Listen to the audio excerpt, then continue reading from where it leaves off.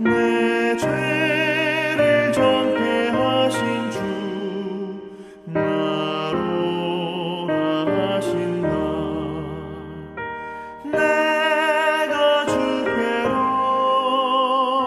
지금 가오니 십자가의 보혈로 날 씻어 주소서. 약하고 추해도 주께로 나가면 힘 주시고 내 추함을 곧 씻어 주시네. 내가 주께로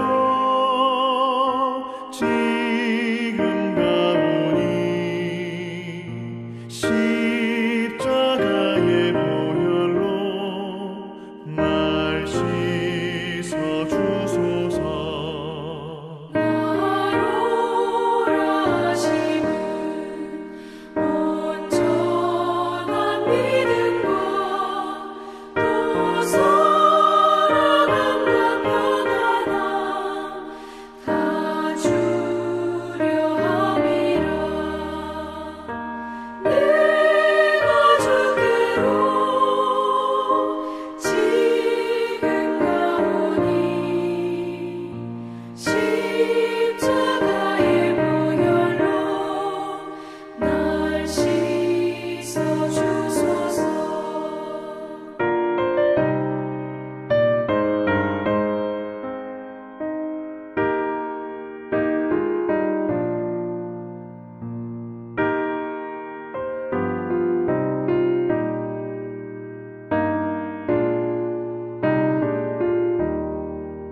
큰 죄인 못 받아 살 길을 얻었네.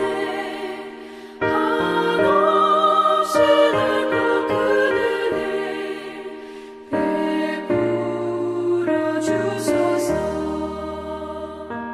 내가 주께로 지금 가오니 십자가의 보혈로 날 씻어 주소서.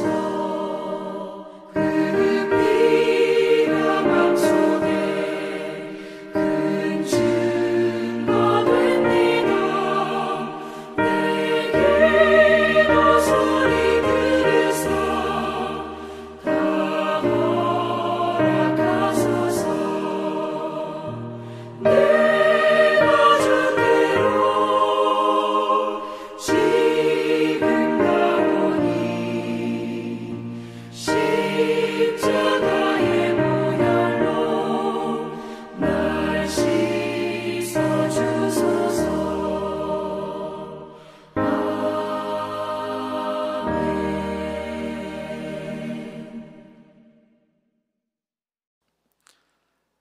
오늘 이 새벽에 우리에게 주신 하나님의 말씀은 레위기 4장 1절에서 12절까지의 말씀입니다.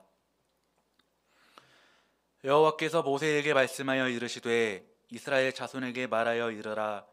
누구든지 여호와의 계명 중 하나라도 그릇 범하였으되 만일 기름 부음을 받은 제사장이 범죄하여 백성의 허물이 되었으면 그가 범한 죄로 말미암아 흠없는 숫송아지를 속죄 제물을 삼아 여호와께 드릴지니 그 숫송아지를 회막 문 여호와 앞으로 끌어다가 그 숫송아지의 머리에 안수하고 그것을 여호와 앞에서 잡을 것이요 기름 부음을 받은 제사장은 그 숫송아지의 피를 가지고 회막에 들어가서 그 제사장이 손가락에 그 피를 찍어 여호와 앞 곧 성소 휘장 앞에 7번 뿌릴 것이며 제사장은 또 그 피를 여호와 앞 곧 회막 안 향단 뿔들에 바르고 그 송아지의 피 전부를 회막 문 앞 번제단 밑에 쏟을 것이며 또 그 속죄 제물이 된 숫송아지의 모든 기름을 떼어낼지니 곧 내장에 덮인 기름과 내장에 붙은 모든 기름과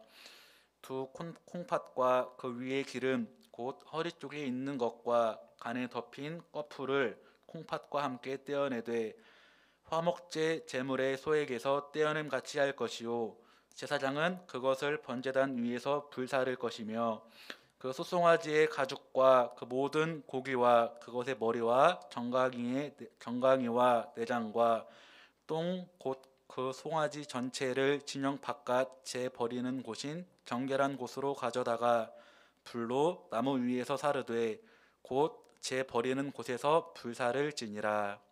아멘. 레위기에는 구약의 5가지의 제사에 관한 내용이 기록되어 있습니다. 화목제, 소제, 번제, 속죄제, 속건제가 바로 5가지 제사입니다. 오늘 우리가 읽은 레위기 4장에는 5가지의 제사 중 속죄제에 대한 내용이 기록되어 있습니다. 이 속죄제를 의미하는 히브리어는 하타트라는 단어입니다. 이 하타트라는 단어는 관역에서 벗어나다, 죄를 짓다라는 의미의 하타라는 단어에서 파생된 단어입니다. 즉, 이 속죄제라는 제사는 죄와 관련된 제사, 죄 사함을 위한 제사라고 할 수 있겠습니다. 이 속죄제는 고의적으로 지은 죄뿐만 아니라 나도 모르는 사이에 지은 죄, 의도적으로 짓지 않은 죄를 위해서도 드려지게 됩니다. 오늘 우리가 읽은 레위기 4장 전체에는 의도적이지 않은 죄, 나도 모르는 사이에 죄를 지었을 때에 속죄제를 드리는 방법에 대한 내용이 기록이 되어 있습니다.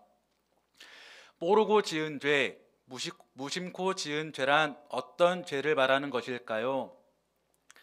이를테면 이런 것들이 있겠지요. 당시 구약의 사람들이 목숨처럼 지켰던 수많은 율법들이 있었습니다. 우상에게 바쳐진 제물을 먹어서는 안 된다. 제사를 드릴 때 소금을 빠뜨려서는 안 된다. 낙타, 오소리, 토끼, 돼지와 같은 동물들은 먹어서는 안 된다 등등등. 그런데 어느 날 배가 고파서 식당에 들어가서 음식을 먹었습니다. 그런데 무심코 먹었던 음식이 알고 봤더니 우상에게 바쳐졌던 제물로 만든 음식이었던 것입니다. 이런 경우에 우상에 바쳐진 제물을 먹지 말라는 율법을 어기게 되어서 죄를 저지르게 되는 경우가 됩니다.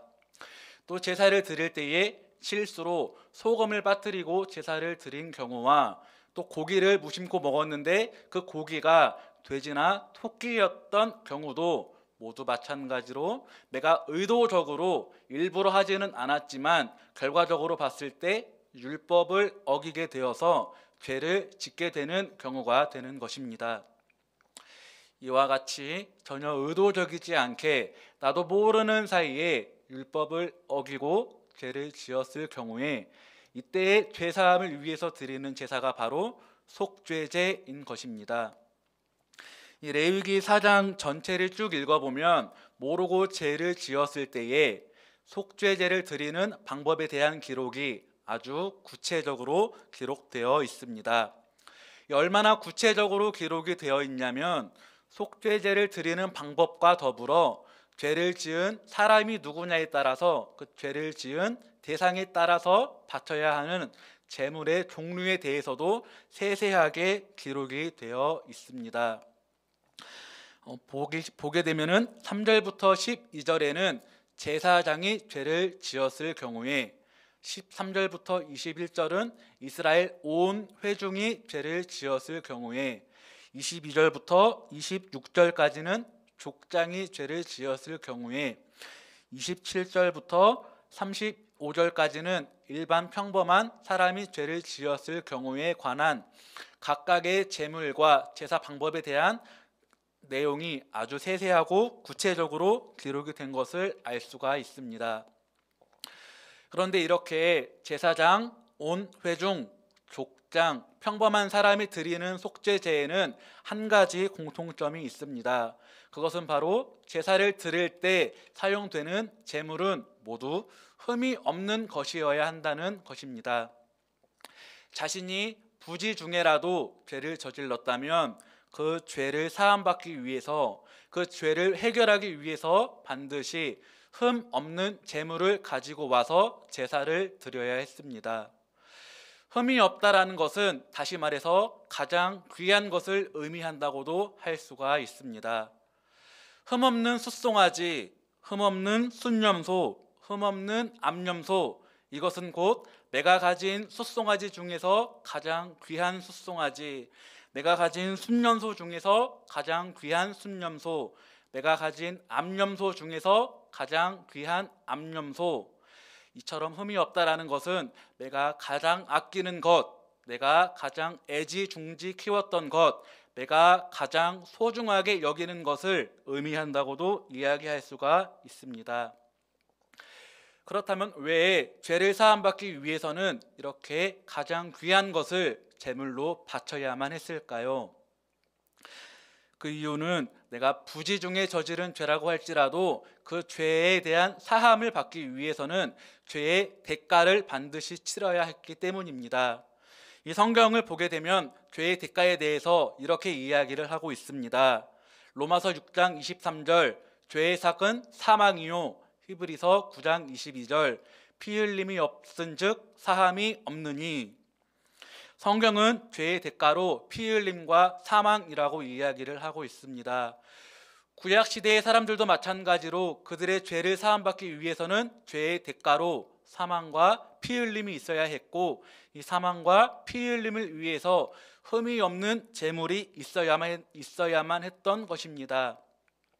그런데 이때의 피 흘림과 사망을 하는 제물은 나와 아무 상관없는 제물이 아니라 반드시 흠이 없는 것, 앞에서 말씀드린 것과 같이 내가 가장 아끼고 내가 가장 소중하게 여기는 것을 제물로 삼아야만 했던 것입니다. 내가 가장 아끼는 소와 염소, 평소에 내가 가장 애지중지 키웠던 소와 염소를 내 손으로 직접 끌고 가고 또 직접 죽여야만 했던 것입니다. 한번 우리가 생각을 해봤으면 좋겠습니다. 평소에 내가 가장 중요하게 여기는 것, 내가 가장 소중하게 여기는 것, 그저 바라만 보아도 기분이 좋아지고 미소를 짓게 만들던 가장 아끼고 가장 사랑하는 소와 염소를 내가 직접 끌고 오고 내가 직접 죽여야만 합니다. 그 이유는 내 죄 때문입니다. 아무 잘못이 없는 소와 염소이지만 그 소와 염소를 죽여야만 합니다. 가장 아끼는 소와 염소를 내 손으로 직접 끌고 오고 내 손으로 직접 죽여야만 하는 것입니다. 이때에 이 소와 양을 죽이는 그 소와 양의 주인의 마음이 얼마나 슬프고 아프고 힘들었을까요? 아마도 구약의 사람들은 자신이 지은 죄를 해결하기 위해서 이 속죄제를 드리면서 나 때문에 죽어야만 하는 이 소와 염소를 바라보면서 그 소와 염소를 또 직접 죽이면서 이런 다짐을 했을 것입니다. 내 죄 때문에 이 소와 염소가 죽어야만 하는구나. 내가 다시는 죄를 짓지 말아야지. 내 죄 때문에, 내가 부지 중에 지은 죄 때문에 내가 가장 아끼는, 내가 가장 사랑하는 소와 염소가 죽어야만 하는구나. 내가 다시는 죄를 짓지 말아야지. 내가 늘 정신 똑바로 차리고 살아야지. 하나님께서는 우리의 죄를 대속시키기 위하여 하나님의 아들 독생자 예수 그리스도를, 하나님이 가장 아끼시고 가장 사랑하시는 예수 그리스도를 이 땅에 보내주셨습니다. 그 이유는 우리의 죄를 사하시기 위함입니다. 그리고 구약의 사람들과 마찬가지로 구약의 사람들처럼 자신들의 죄를 사함받기 위해서 흠없는 소와 양을 죽인 것처럼 하나님께서도 우리의 죄를 사해 주시기 위하여 예수 그리스도를 십자가에서 못 박아 죽이셨습니다. 우리의 죄를 대신 짊어지게 하시기 위하여 예수님께서 우리의 죄를 대신 짊어지시기 위하여 피를 흘리셨고 죽으신 것입니다. 우리 사랑하는 성도 여러분, 예수님께서 십자가를 지신 것은 바로 우리들의 죄 때문이라는 것을 우리가 항상 기억하고 살아가길 바랍니다. 우리의 죄를 대속하시기 위하여 예수님께서는 우리 대신에 피를 흘리셨고 우리 대신에 죽으셨습니다. 나의 죄 때문에, 그리고 여러분의 죄 때문에, 모든 인류의 죄 때문에 예수님께서는 피를 흘리시고 십자가에서 죽음을 당하신 것입니다. 우리가 이 사실을 안다면, 우리가 어떻게 예수님이 나 때문에 피 흘리신 사실과 나 때문에 죽으신 것을 우리가 안다면 우리가 어떻게 살아가면서 죄를 짓고 살아갈 수가 있겠습니까? 우리 사랑하는 성도 여러분, 오늘 하루를 보내실 때에 우리의 죄 때문에 피 흘리시고 죽으신 예수님을 기억하며 보내는 하루가 되시기를 바랍니다. 구약시대의 사람들이 내 죄 때문에 피 흘리고 죽어가는 소와 양을 보면서 다시는 죄를 짓지 말아야지 했던 다짐을 오늘 우리도 동일하게 하면서 우리가 오늘 하루 살아갈 때에 하나님의 말씀을 가까이 하고 죄와 구별되는 삶을 살아가기 위한 노력을 하면서 살아가는 귀하고 복된 하루가 되시기를 간절히 바라겠습니다. 우리 함께 기도하겠습니다. 참 좋으신 하나님 아버지, 감사합니다.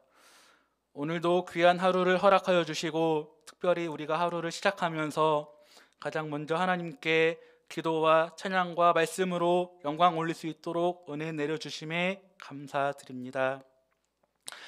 오늘 새벽에 주신 말씀을 통해서 귀한 깨달음을 얻게 해주심도 감사드립니다. 오늘 우리에게 허락된 시간들을 우리가 살아갈 때에 나의 죄 때문에 피 흘리시고 죽으신 예수님을 떠올리게 하셔서 우리가 오늘 하루 죄와 구별된 하루를 살아갈 수 있도록 주님께서 함께하여 주시옵소서. 이제는 우리 주 예수 그리스도의 은혜와 하나님 아버지의 크신 사랑하심과 성령님의 도우심이 나의 죄 때문에 피 흘리고 죽으신 예수님을 기억하며 죄와 구별된 하루를 살아가고자 결단하는 모든 이들 머리 위에 지금부터 영원히 함께 하시옵기를 간절히 축원하옵나이다. 아멘.